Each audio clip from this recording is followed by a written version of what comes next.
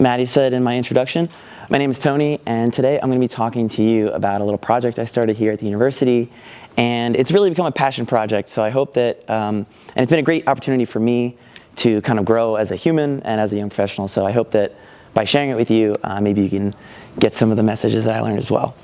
So, there we go.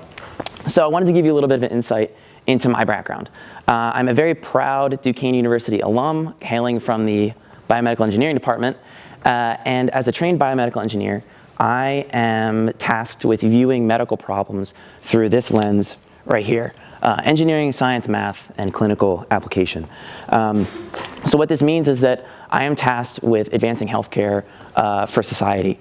And as a proud graduate of Duquesne, I have this added set of values and tasks, which are to cater to the needs of those who are marginalized in our society and underserved in our system. And so this has really inspired me as a student, but sometimes it's been really daunting to make a career or make a set of projects out of that. So I had a lot of what I would call career identity crises, where I tried to say to myself, what do I care about, and how can I make that into something productive, not only for myself, but for the world around me? And so I wanted to share with you some of the things that I love the most in the world, and that is, I am a fiend for fresh fruits and vegetables. So much so to the point where I will put them in a bag and carry them around and just eat them. But moreover, I love to cook those vegetables into nice meals. And I use the energy that I get from those meals to go out and hike, and to go out and serve my community through service. And most importantly, I use that energy to share meals with my family. And so you can see I drew my oldest sister here and her 2 kids in there. So over the last couple of years, I've had the great privilege of having some really formative experiences. In particular, I want to highlight some work that I've done in the Dominican Republic. For 3 years, I had the great privilege of helping run a sports camp in the town of San Juan de la Maguana. And this town is about an hour from the Haitian border. And throughout the course of each of the camps that I helped run, we would interact and engage with the kids of the town. But then after camp, we would explore the neighborhood and engage with the larger community and see what it's like to really live there. 2 quick anecdotes I want to share about these experiences is that, every day at camp, we would provide a small snack for the kids. Nothing crazy, some crackers and some juice. And by the time of my 3rd year, I realized that, and I was told that for some of these kids, that was the majority of the food that they were going to eat that day. And moreover, when I would go out into the grocery stores in town, I would see just a handful of fruits and vegetables and a lot of sodium-heavy and preservative-heavy foods to choose from. And so that really I had to grapple with that, and I really wanted to learn and dig deeper into this problem. So I looked into my backyard of my own country, and I found out that, as some of you may know, 6 in 10 of us are dealing with some kind of chronic illness. And for many people, they're actually dealing with multiple, as you can see here in 4 in 10.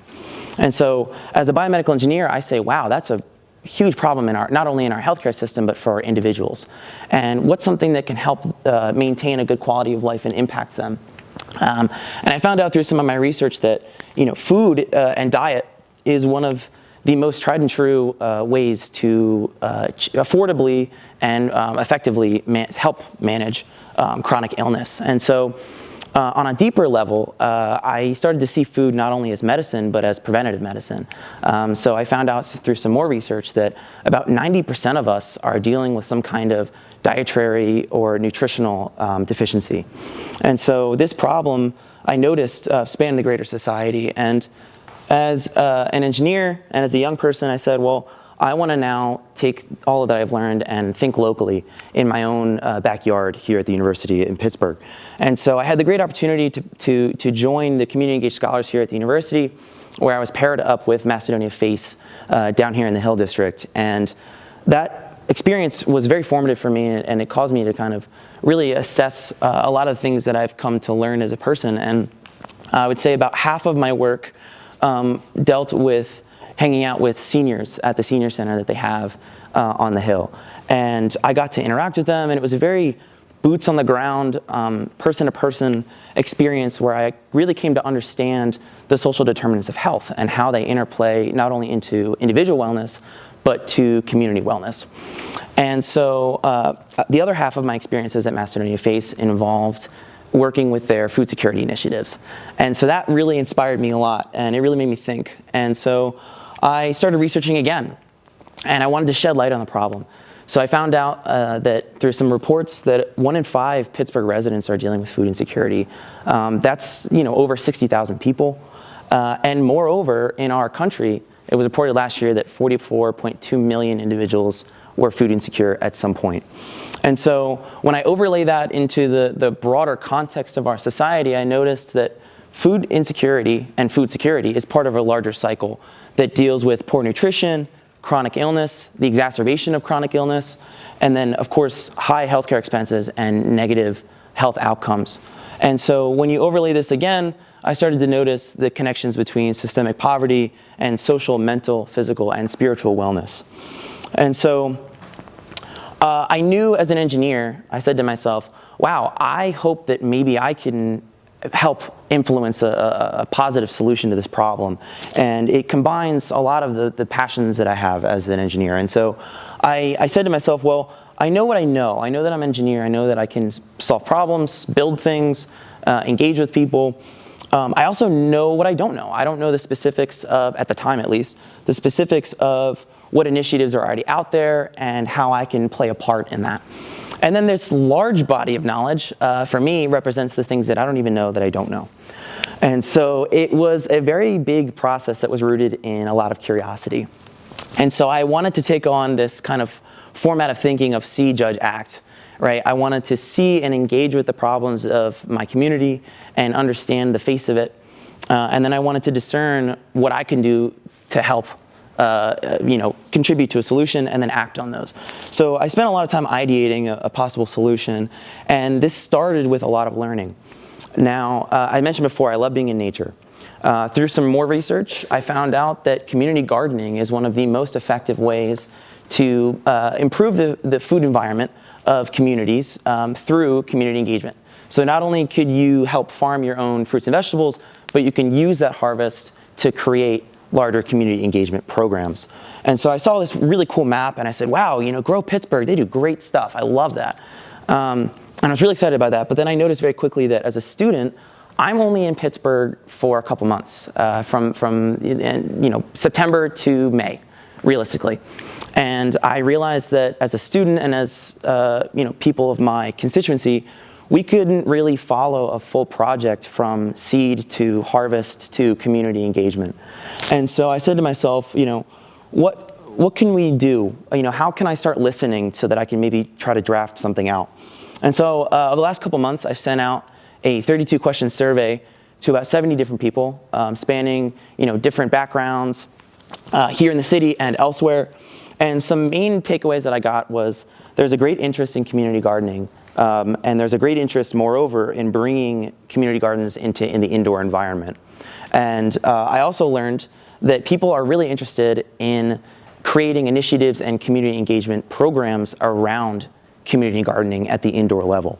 And then on the coolest level, I found out that the majority of the people that I surveyed said that they would interact with businesses more if they had some kind of community garden inside. And so I said, wow, this is really cool. I've got all this potential. Maybe I could do something. But man, it's a lot of work. And I know I am not going to be perfect. I still don't even know what I'm doing. And so I drew a lot of inspiration from this quote here. I knew that I couldn't try to look right. I needed to open my petals and turn to the light around me. And for me, a great source of light in my life has been the Duquesne community. And so I just said to myself, who can help me? Who knows more than me? How can I maybe get some funding to help make some kind of indoor garden? And how can I funnel students into the broader community, like how I was funneled with Macedonia Face? And so over the span of a couple months, I began piecing together this puzzle that gathered people from all different backgrounds and different experiences. And so this all coalesced into what is now the Core Unum Garden Initiative.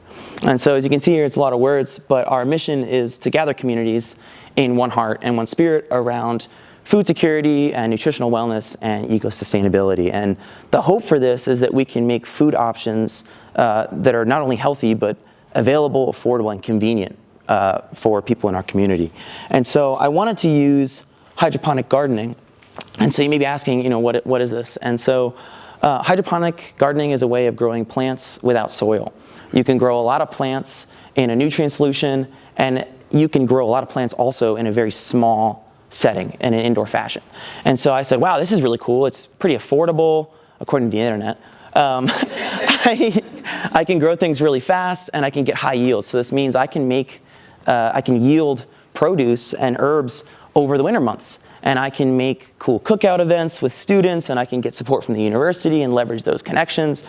And so I quickly set up to make these designs. As you can see here, I've got 2 different towers.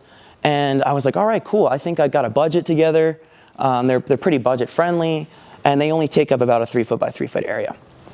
So I was really excited by this, and then I was like, oh man, I have to gather people to help me. So I had to turn to my community again, and I was very fortunate to garner the support of about 30 undergraduate students over the course of a couple months. And we met, and we took PVC piping, and we cut it, and we shaped it so that it can hold plants, as you can see here. And then we painted them and assembled it all. And I knew that this was like a lot of work, and I was asking people for a lot. And so I wanted to keep the pathos, the core of this work, at the center at all times. So every meeting that we had, I would try to show up with either a home-cooked meal or a healthy snack or just something nice so that we could not only work together but kind of get to know each other.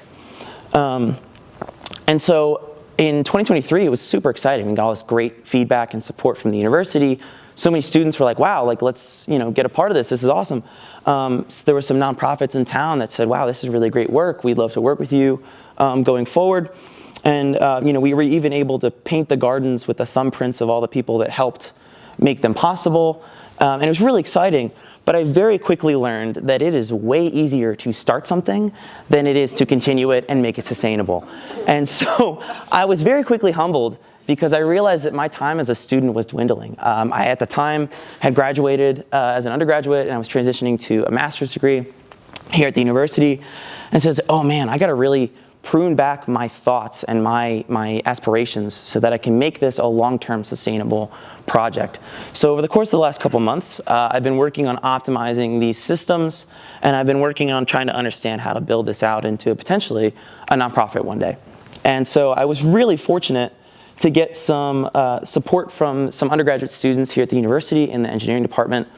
And they've helped me over the last couple months to maintain and set up a set of protocols on how to optimally run these gardens so that wherever they get placed in communities or at the university level, they're not a burden on people.